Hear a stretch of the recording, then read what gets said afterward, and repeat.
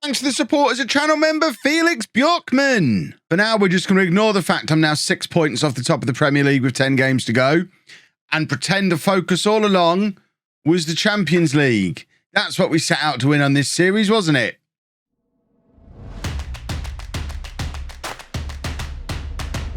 Hello and welcome to part 16 of Rebuilding Arsenal. I'm Kevin. Coming up on today's episode, we have our second leg of our Champions League first knockout round game against Borussia Dortmund and a Premier League game against Aston Villa. And like every Premier League game from here on in, it's a must-win Premier League game. Since you were last with me, we've done all right. I mean, we beat Wigan 5-0 in the FA Cup.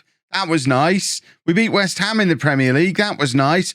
Drawing away against Bournemouth, though, something of a disaster. When you add that in to the draw against Everton, the draw against Brentford, these draws are coming a little bit too often if we are going to fulfill the prophecy and win the double the way Arsene Wenger did in his second season. Because as you can see from the Premier League table, we are now 6 points behind a quite frankly relentless Manchester United side that already has 31 goals out of Mason Greenwood, 31 goals from 25 appearances, 40 goal contributions from 25 appearances. He's averaged a 7.81. Mason Greenwood is ridiculous. But not only Mason Greenwood, the second top scorer in the Premier League is Bruno Fernandes. He's got 22 goals and 16 assists from 27 appearances. I can't even do the maths. What's that? 38 goal contributions on an 8.14. What about Cristiano Ronaldo, I hear you ask? Well, he retired. He retired at the end of the first season. If we just go and find him, Cristiano Ronaldo is now an unemployed head of youth development who scored 23 goals for United last season, then retired. So, well, how are they still really good if they've lost Ronaldo?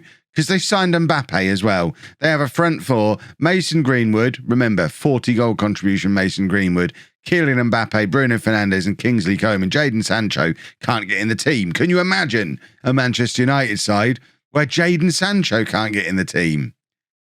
Just baffling. Absolutely baffling. But yeah, this is a very, very good Manchester United team, and they are my excuse. Can't you tell I'm excuse building, ready for the fact that we're probably not going to win the Premier League because we've come up against a team that's really far too good.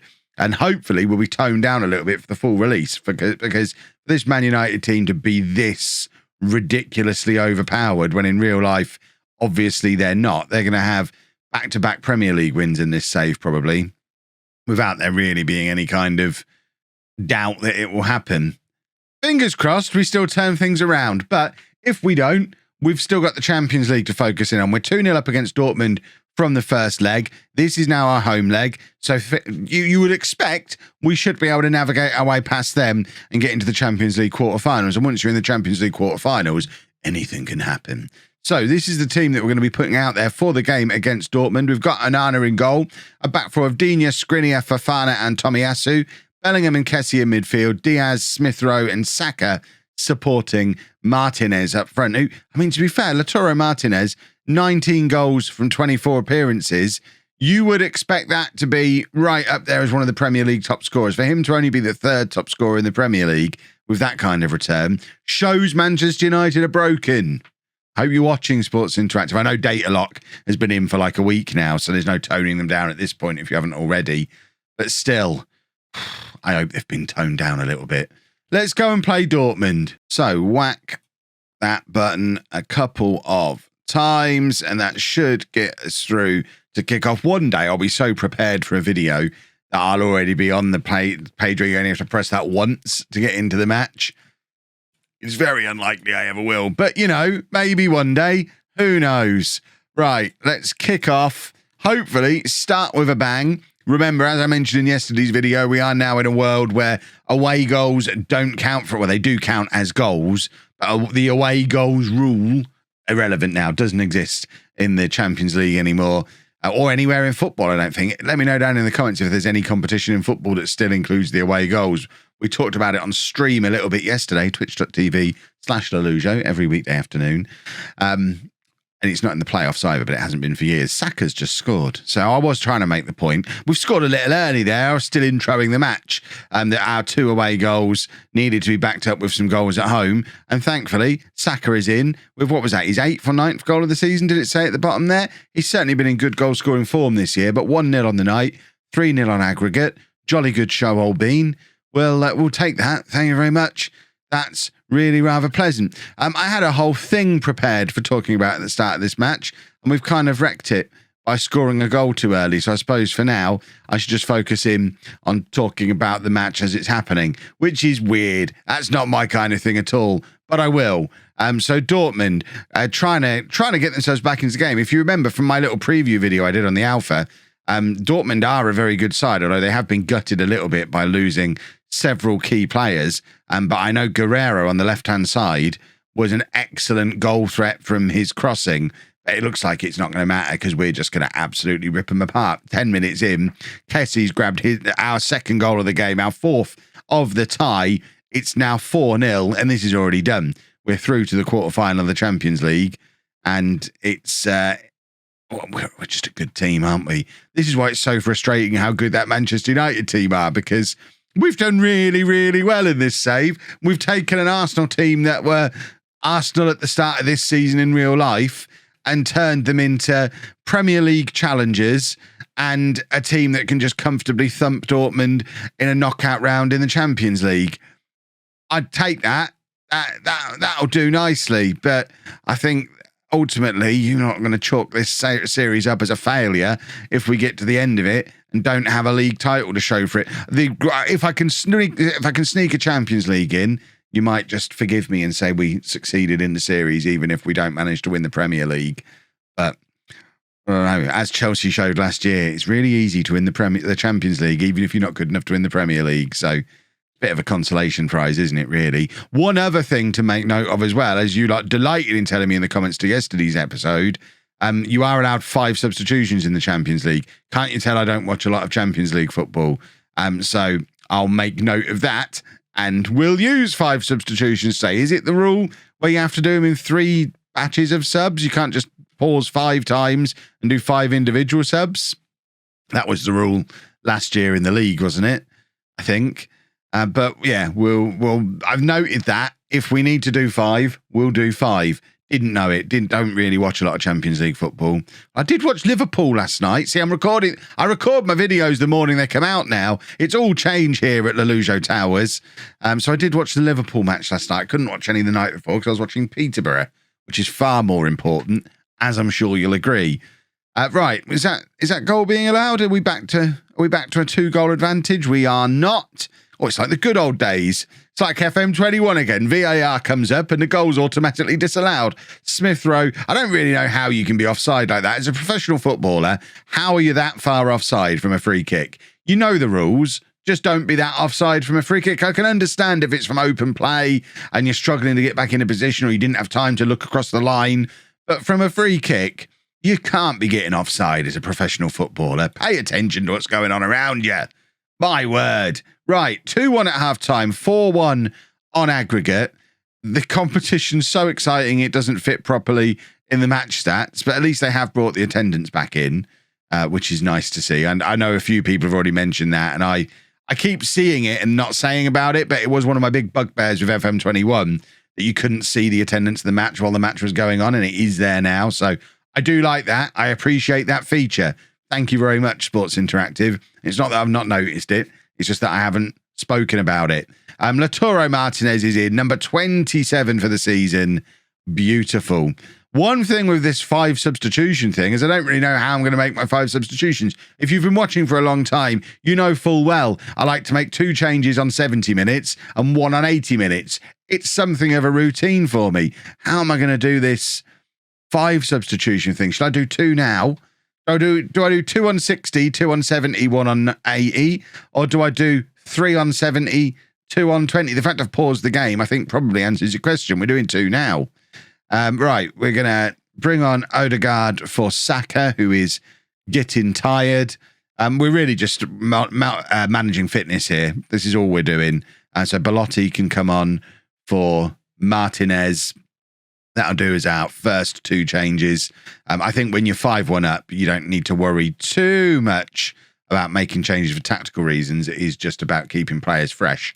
Because we've got a Premier League game coming up against Aston Villa, which is important if we're going to have any hope at all of any kind of tight race. We are relying on Manchester United slipping up, which when they've got goal machine Mason Greenwood seems unlikely, but we can but dream. Martinelli's going to come on, so Odegaard can move into the middle. Martinelli can come out onto this right-hand side and play as a winger. We will also take off Jude Bellingham, Llorente.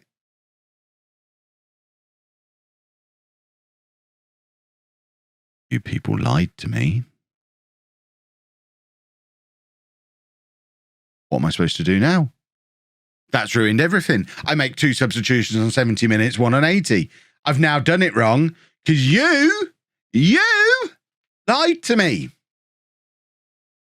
Hope you're happy. You ruined this video for me. I'm tempted to reload and restart the whole thing. You've ruined this for me. You made me look an idiot. Never listen. I mean, comment section. I warn you, that was your one time. And you've blown it. I actually took advice from you. I actually trusted you. And look what you've done. You've wrecked that, haven't you? So the next time you're telling me, Kev, why don't you try playing so-and-so as an inverted winger on a support instruction? He'll be much better doing that. I now know to ignore you. Because you don't even know how many substitutions you can make in the Champions League. Pathetic. Right, Odegaard. Kessie playing it through to Diaz, who is in, and it is cleared by Hummel's foot. I can't believe that. It is 5 in real life, isn't it? That's what you like to tell him. I'm going to check the rules. We need to check the rules. Is it only in the first season you can do 5? Is that just a 1-season rule? What is the official ruling in real life? I will allow people to comment, to post links in the comments demonstrating the real life rules as they were before FM22 data lock, because I know the Premier League one has been tweaked in the last week and they're going back to 5. Is that right? As a permanent thing. Maybe the Champions League is officially only for this season in real life and it's under review going forward. I guess Sports Interactive will say they're right, and they probably are. So I think there's probably a good chance that the most extensive research team in all of professional football is probably more right than we all are. Yeah, only 3 substitutions in Season 2 in the Champions League. Make a note of it. It might be relevant for your sake. So I'm glad we found that out now and not in the final. And I'm there making 3 changes on 42 minutes because I know I've got 2 more to do later. Tomiyasu with a lovely goal from range, by the way. 4-1 on the night, 6-1 on aggregate.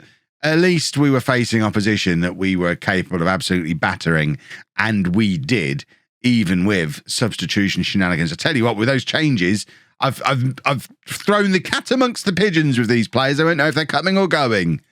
For 2 years, they've been used to 2 on the 70th minute, 1 on the 80th. Now they don't know what to expect. I'm keeping them on their toes. It's probably for the best long term. Right, where are the rules? I don't know why I'm checking. The rules aren't going to say you're allowed 5. What am I going to do if the rules say you're allowed 5? If the match doesn't let me do it, there's not a lot I can do, is there? Right, some substitutions. Substitution rules, 3 from 7 plus 1 extra time sub. Apparently I don't learn even from my own dialogue in these videos, because the other thing, so I had this written down, the other thing that you lot brought up in the comments section yesterday is I said something along the lines of Jude Bellingham, not a box-to-box midfielder, and you lot roasted me for it. So we're going to play Jude Bellingham as a box-to-box midfielder. I mean, to be fair, he kind of is, even according to that. In my mind, he was more of a Mazzala, because that's how we used him for Barcelona. But a tough tackling box-to-box midfielder might be. I mean, he could play the Kessie role. The only problem then is who do we have playing what I now refer to as the Bellingham role in this system? The answer is Llorente. Llorente's going to come forward and play that. So not huge changes from the team that's just thumped Dortmund. Remember, we made early substitutions. We kept players fresh. So we can have Gnabry coming in on the left-hand side, Bellingham and Llorente now together in midfield. But still no room for Odegaard. Odegaard, who was in the World Team of the Year, but we can't squeeze him into our starting 11 because Smith Rowe is that good. Still not made his England debut, Smith Rowe. which just seems a little bit of anti-Arsenal bias to me. If you're going to bring Mason Greenwood into the England team, stick Smith Rowe in behind him. He's got no option. Bruno Fernandes behind him works brilliantly for Manchester United. There's your young English attacking midfielder who can do those things for England. But we're not, apparently. I don't know who we're playing in that role for England. But what I do know is it's not Emil Smith Rowe, and it should be. Right, Digne with the corner. In the team currently, largely because of his set-piece delivery. I probably prefer Kieran Tierney as a left-back, and he is our club captain. But you've just seen it there. When it gets to the business end of the season, you want set pieces landing on a sixpence. And previously, it's been Martin Odegaard who's done that job for us. And if we can't fit Odegaard in, we've got to fit Digne in, because we've got to have somebody who can deliver a corner like that one we've just seen. So it's kind of, everything's connected. If we're going to get Tierney back in at left back, we then have to squeeze Odegaard in somewhere. And where do we put Odegaard? I guess we could put him in central midfield again, like we did for some of last year, alongside Bellingham in that box-to-box midfielder role. But Odegaard's not exactly offering any defensive cover for the back four, is he? And then if you look at that attacking midfield three behind Martinez, behind Lautaro, there's none of them that you'd drop to bring Odegaard in. Rotation, isn't it? If Odegaard and Tierney come in as a two, and Smith Rowe and Digne drop out as a two, that's my thinking at the moment. My thinking might change, but at the moment there is logic. There's a method to the madness. Even if I sometimes forget to explain the decision-making process, and it might look like I'm acting almost at random, there usually is a reason. That's the reason for that. But we are 1-0 up against Aston Villa. And as we approach half-time, they've had that one goal disallowed. I think Manchester United are playing now as well. They're away against Brighton. That's exactly the kind of game where we need United to be dropping points. We are playing Manchester United in the Premier League in tomorrow's episode, along with one of the quarter-final games in the Champions League. I hope it lines up where I can show you Manchester United in the second leg in the Champions League, so we don't have to... I mean, I guess the alternative would be to do a 3-match episode. I'll figure it out. It'll be fine. I'll figure it out. I am conscious of trying to get this series wrapped up before Non-League to Legend starts on Tuesday with the release of the full game. So we need to make sure we don't string it out too far. It needs to end on Sunday, so we can do 5 years in the future on Monday, and Non-League to Legend starts Tuesday, and then that's perfect. But we're going to go and mess it up by having a deep Champions League run and making me show more matches, aren't we? There's no consideration from this team half the time. Right, Watkins is in behind here for Villa. He tries the audacious little chip over Onana. And, I mean, to be fair, it did go over Onana, but it also cleared the goal and he missed. And he probably should have just hit it really hard and it would be 1-1. Villa are getting chances in this game, though, rather worryingly. We just seem a little bit sloppy, careless. Our striker dropping back into the defence momentarily. Apparently, seemingly just to come and give away a penalty. Because we are not allowed to win the Premier League, it seems. So United are going to drop points while we simultaneously drop points. Delicious. Exactly what we were looking for. Onana needs to get Lautaro out of trouble here, and he doesn't. And it's 1-1, 20 minutes to go. This is not the plan. Right, Smith Rowe can come off. Odegaard can come on. Saka is tired.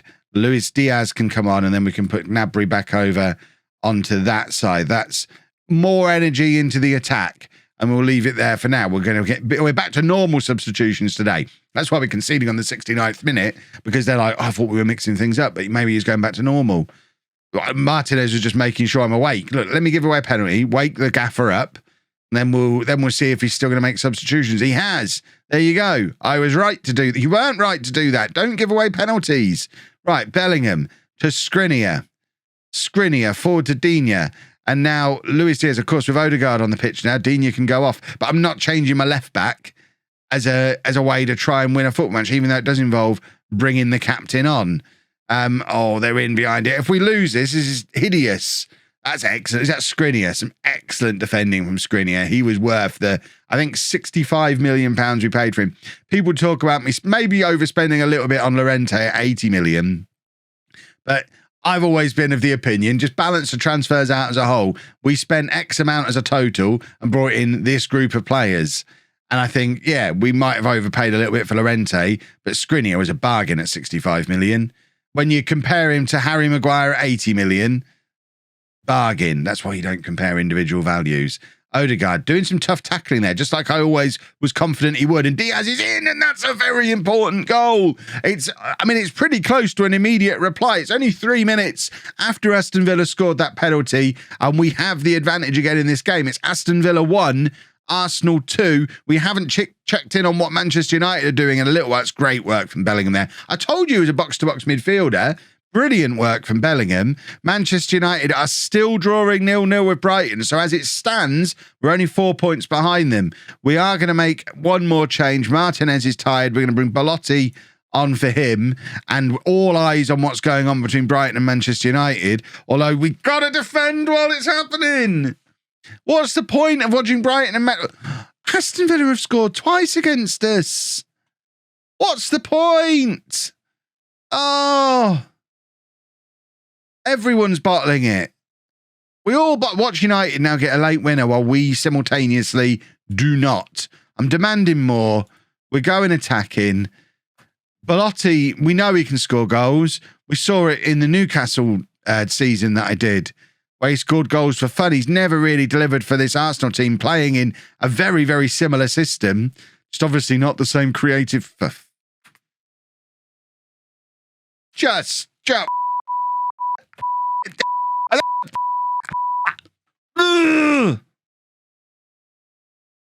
So, this year is all about trying to win the Champions League. The league, a little bit beyond us at the moment, as you'd expect. It's a process. Trust the process.